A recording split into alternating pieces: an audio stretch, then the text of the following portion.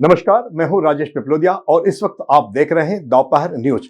लगातार नई और ताजा जानकारियों के लिए हमारे चैनल को आप सबसे पहले सब्सक्राइब कर लीजिए पेश है एक खास खबर। केंद्र सरकार के द्वारा पेश किए जाने वाले आगामी बजट 2025-26 को लेकर हर विशेषज्ञ अपने अपने पूर्वानुमान लगा रहे हैं। इसी कड़ी में हमें महाराष्ट्र निवासी एडवोकेट किशन भावनानी गोंदिया ने भी काफी अच्छा पूर्वानुमान भेजा है, जिसे हम दोपहर न्यूज के माध्यम से आप तक पहुंचा रहे हैं।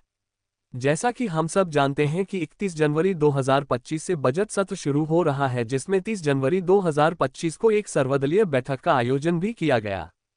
हर व्यक्ति की चाहत रहती है कि बजट में उसके लिए क्या है, वह अपने एंगल से बजट को देखते हैं।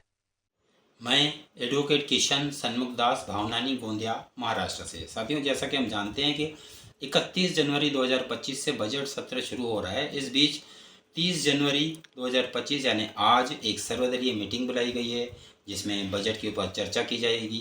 हर व्यक्ति की हम देखते हैं कि नज़रें रहती है कि बजट में क्या आता है। एक उत्सुकता रहती है कि बजट में क्या घोषित होगा। एक उद्योगपति से लेकर के एक जनरल व्यक्ति तक के यह सोचता है कि उसके लिए बजट में कुछ न कुछ होगा। हर कोई अपने अपने ढंग से उसकी व्याख्या करता है, अपने अपने ढंग से उसकी स्टडी करता है, सोचता है, अपना अनुमान लगाता है। मैंने भी एक बहुत ही गहरी स्टडी करके एक अनुमान लगाया हूँ कि बजट 2025 में क्या होगा, जिसको मैंने 5 पॉइंट्स में कन्वर्ट किया हूँ। पहली पॉइंट्स ये है कि इनकम टैक्स एक्ट 1961 यानी आयकर अधिनियम 1961 को इस बार समाप्त किया जाएगा। उसकी जगह new the direct tax code लाया जाएगा। जी हाँ, ध्यान दीजिए, डायरेक्ट टैक्स कोड लाया जाएगा इस बार, जो एक बहुत ही आसान और सरल है। जैसे उदाहरण के लिए, जैसे इनकम, जैसे कैपिटल गेन, पहले उसके लिए सेक्शन 54 अलग से था। अभी कैपिटल गेन को एक साधारण इनकम में लाया जाएगा, जो स्लैब में कैलकुलेशन होगा। जैसे वित्तीय वर्ष और previous year and assessment year, तो उसकी जगह केवल वित्तीय वर्ष लाया जाएगा। जैसे इनकम फ्रॉम सैलरी था, तो उसमें अब इनकम फ्रॉम रोजगार लाया जाएगा। इस तरह से अनेक ऐसे सुधार और अमेंडमेंट किए गए हैं और भाषा सरल की गई है, ताकि आम आदमी भी समझ सके। ये डायरेक्ट टैक्स कोड 2025 में होगा। दूसरा मैंने पॉइंट ये करके किया हूँ क्योंकि कौशलता विकास के ऊपर ध्यान दिया जाएगा। उसके तरफ कुछ स्कीम्स लाई जाएगी या कुछ इनिशिएटिव लाया जाएगा, ताकि कौशलता विकास पर एक ध्यान दिया जा सके, क्योंकि हमें रोज़गार लेने वाला नहीं, रोज़गार देने वाला बनता है। इससे विज़न 2047 हमारा पूरा होगा।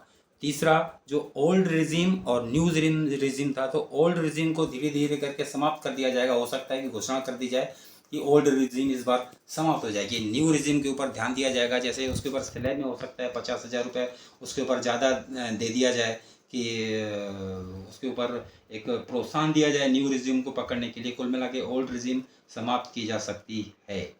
चौथा, एक मेरा अनुमान है कि जैसे 20 जनवरी 2025 को माननीय ट्रंप ने शपथ ग्रहण के समय अमेरिकी फ़र्स्ट का नारा दिया था, और अमेरिकी फ़र्स्ट के ऊपर अनेक योजनाएं चल रही। तो हमारे इसमें एक मेक इन इंडिया के ऊपर बहुत ध्यान दिया जाएगा, और मेक इन इंडिया के ऊपर कुछ स्कीम्स लाई जाएगी। मेक इन इंडिया के ऊपर जैसे स्टार्टअप्स है, इसको एक बहुत शानदार तरीके से किया जाएगा। कुल मिलाकर के हम देखें तो जो बजट 2025 है वो विज़न 2047 की तरफ बढ़ेगा। इसमें सबसे बड़ी बात एक होगी कि इंफ्रास्ट्रक्चर के ऊपर बहुत ध्यान दिया जाएगा, क्योंकि हमें जीडीपी बढ़ाना है। जीडीपी बढ़ाने के लिए खर्चा करना पड़ेगा। खर्चा एक लोगों के जेब में आएगा, खर्चा तो पैसा जेब में आएगा तो वो खर्चा करेंगे। यानी इंफ्रास्ट्रक्चर के ऊपर बहुत ध्यान दिया जाएगा। जैसे रेलवेज़ है, रोडवेज़ है, ये एक बहुत बढ़ाया जाएगा, बहुत अच्छे से बनाया जाएगा, जो क्योंकि विज़न 2047 का एक प्राइमरी एक रूपरेखा भी है वो। इस तरह से हम देखते हैं कि कुल मिलाकर के बजट एक लॉन्ग लाइफ होगा, और बजट विज़न 2047 को बना के देखते हुए जाएगा। कुल मिला के हमें अब 1 फरवरी 2025 को ही सब कुछ पता चला जाएगा कि आखिर क्या हुआ। बहुत बहुत शुक्रिया आपका।